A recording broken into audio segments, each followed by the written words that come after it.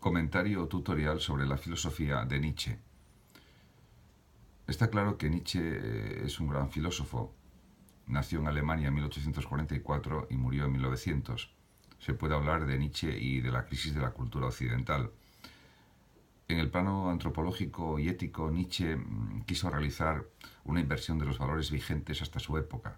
Efectivamente, a pesar de ser hijo de un pastor protestante, y a pesar de tener un respeto por todo tipo de ideas y de planteamientos, él consideró que había una especie de moral de los señores y moral de los esclavos. Entonces, para él, los valores cristianos basados en la compasión, en la humildad, en la misericordia, en la bondad, etcétera, eran valores, diríamos, propios de débiles. Y él pretendía una moral de señores, una moral de la fuerza, de la energía, de la vitalidad. Se puede decir que la filosofía de Nietzsche es un vitalismo, claramente, y además ha influido muchísimo en distintos filósofos del siglo XX, también del siglo XXI, literatos, etcétera. En ese sentido, la influencia de Nietzsche en la filosofía y en la cultura en general ha sido increíblemente potente.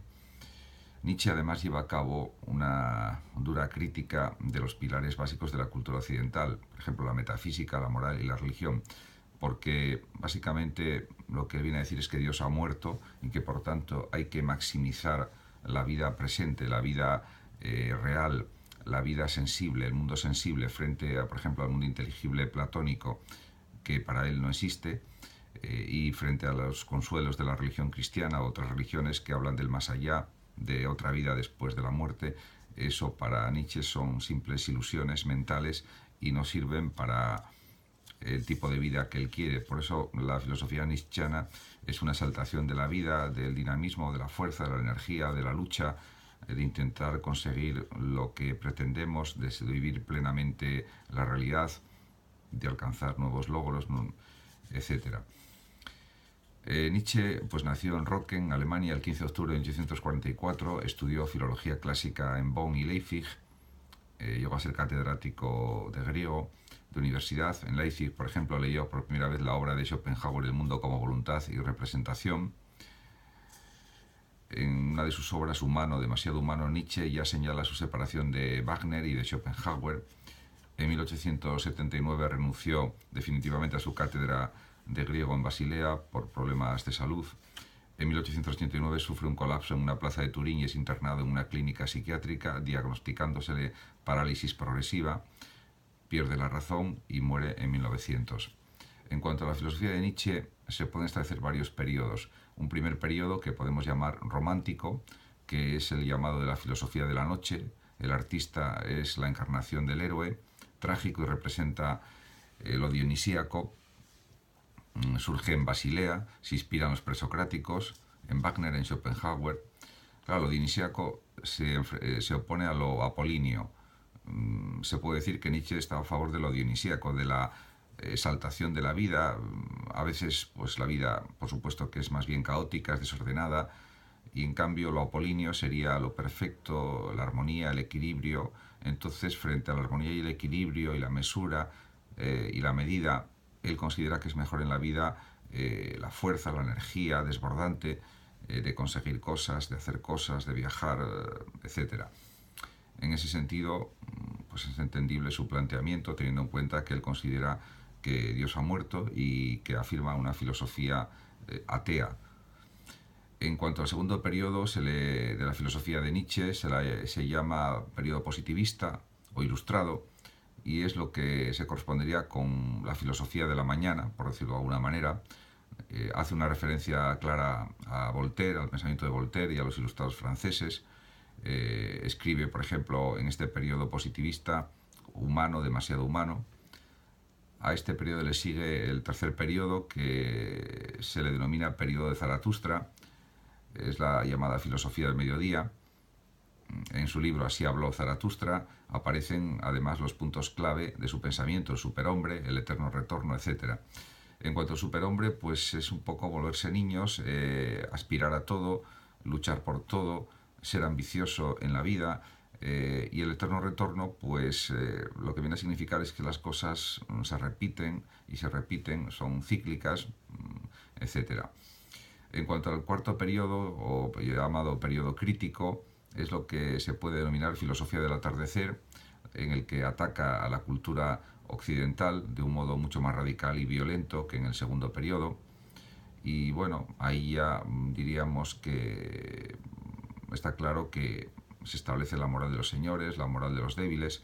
Los débiles son los cristianos, son los que siguen el espiritualismo, las filosofías idealistas, y en cambio los fuertes se podrían identificar de alguna manera con los que afirman filosofías de tipo materialista o de tipo vitalista, como por ejemplo la que ofrece el mismo Nietzsche, con su énfasis de lo dionisíaco, de la exaltación de la vida, de la realidad, del vivir al máximo, etc.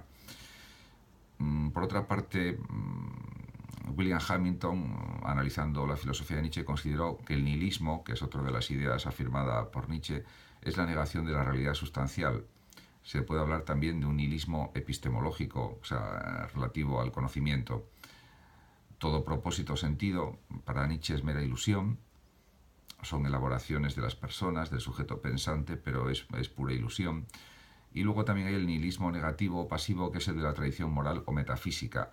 Se podría decir que para el propio Nietzsche el cristianismo es un ejemplo de nihilismo negativo o pasivo, porque desde el planteamiento de Nietzsche es como si los cristianos o los que tienen creencias religiosas estuvieran esperando a la otra vida para luego ser compensados de las desgracias y tristezas de esta vida y de los sinsabores de esta vida, y también de las cosas no conseguidas en esta vida, cuando realmente para Nietzsche solo existe este mundo.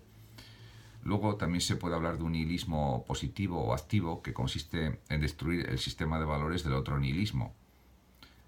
Este Dios cristiano, además, era para Nietzsche la máscara de la nada. En este sentido, está claro que a lo que anima a Nietzsche es a vivir de forma muy intensa el presente, la propia realidad, sin más.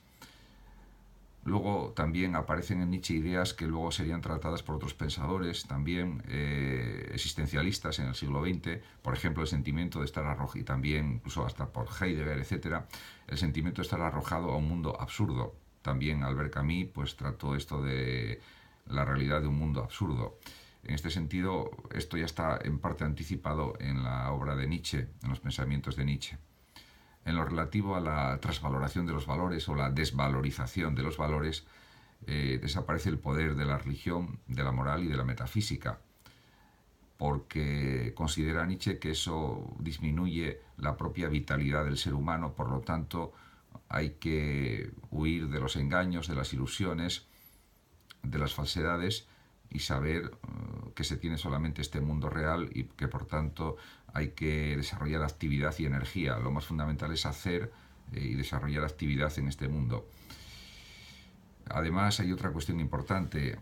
Es bueno, según Nietzsche, aceptar la vida tal como es, y eso conduce a la exaltación de la vida y a la superación del hombre, la idea del superhombre también. Por otra parte, Dionisos, que ya lo comenté anteriormente, es el símbolo divinizado de esta aceptación, y Zaratustra su profeta en la tierra, ¿no? Luego esto se contrapone a lo apolíneo, que sería la medida, el orden, el equilibrio, etc. Dionisos, por tanto, es la exaltación entusiasta del mundo tal como es, ignora todo límite humano. Luego también está la idea del eterno retorno, que sería la autoaceptación del mundo, porque al final todo se va repitiendo de forma cíclica. Y luego la figura que representa de forma máxima lo dionisíaco es precisamente el artista. El artista para Nietzsche es dionisíaco porque ama lo terrible de sí mismo, ama la grandeza, ama la fuerza, ama la creación, ama la autosuperación, etc. Y por otra parte, también el eterno retorno conviene decir que es la expresión cósmica del espíritu dionisíaco. Nietzsche además sustituye la figura de Dionisos por la de Zaratustra para que se manda al diablo todo consuelo metafísico. Zaratustra se puede decir que les ha enseñado a los hombres la doctrina del superhombre, mostrándoles la imagen del último hombre. Al final, Zaratustra predica la muerte libre para los superfluos, hombre que se libera del espíritu de venganza contra la vida. Esa tendría que ser la persona que vive en este mundo. Además, otra de las manifestaciones del nihilismo es que la afirmación de Nietzsche de que Dios ha muerto es una afirmación nihilista. El mundo del hombre, la vida, son para Nietzsche voluntad de poder. Es muy importante la acción, el poder, la voluntad. Eso es lo fundamental para desarrollar una vida más grande, una vida más satisfactoria, una vida más gozosa, una vida más poderosa, más creativa, una vida en definitiva superior. Por lo tanto, el superhombre debe crear nuevos valores, pero valores que expresen grandeza, que expresen ambición, que expresen deseo de conseguir cosas grandes, etcétera. Por lo tanto, está muy claro que la inversión de los valores es la representación de la crítica de la moral cristiana. Se puede decir que el desinterés, el sacrificio son el fruto o el resultado del resentimiento del hombre débil hacia la vida.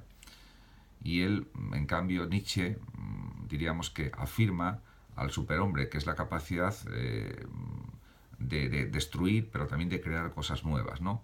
Y el espíritu en el superhombre se transforma en niño. En este sentido, como conclusión de la filosofía de Nietzsche, parece que la idea fundamental es que debemos vivir la vida de una forma muy enérgica, de una forma muy intensa, porque el vitalismo, el deseo de hacer cosas, de conseguir grandes cosas, es lo fundamental en la vida, y sobre todo también de desarrollarse libremente como personas, sin consuelos de ultratumba, sin consuelos metafísicos, sin consuelos o ilusiones religiosas, sabiendo que lo único que tenemos es este mundo real, este mundo sensible o empírico, y no tenemos nada más.